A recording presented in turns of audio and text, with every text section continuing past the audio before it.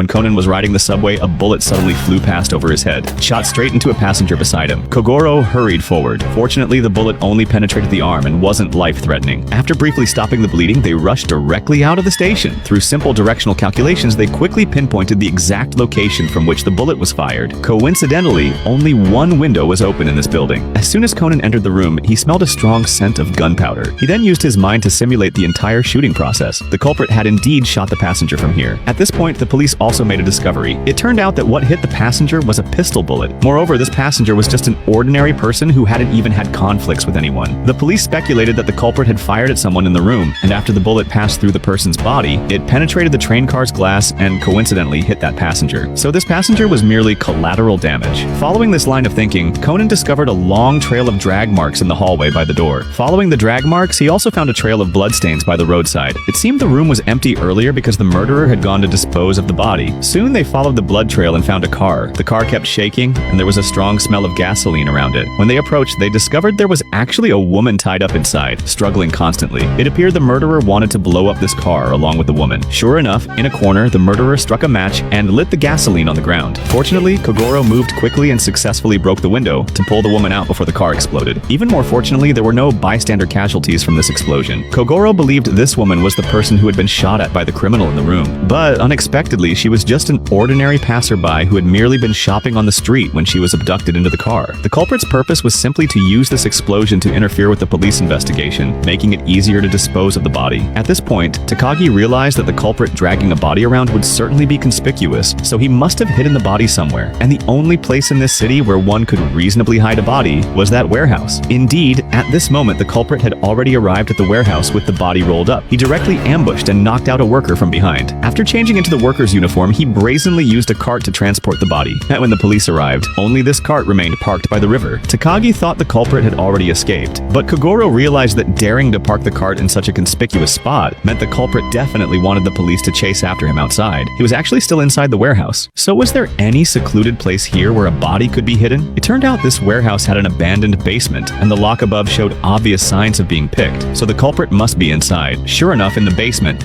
the culprit turned the body over, then pulled out a dagger. But suddenly he heard footsteps. The police had barged in with a child. Not far ahead, everyone noticed light flashing from around a corner, followed by several gunshots. When they went forward, they found a man lying on the ground, seriously injured, with the bullet-riddled corpse beside him. The man claimed the murderer had run off in the other direction. Soon the police sent him off in an ambulance. But when he opened his eyes again, he was back in the basement. It turned out Conan had just smelled gasoline on him. He must have been responsible for the car explosion earlier. Hearing this, the man quickly protested that he had accidentally spilled gasoline while moving cargo.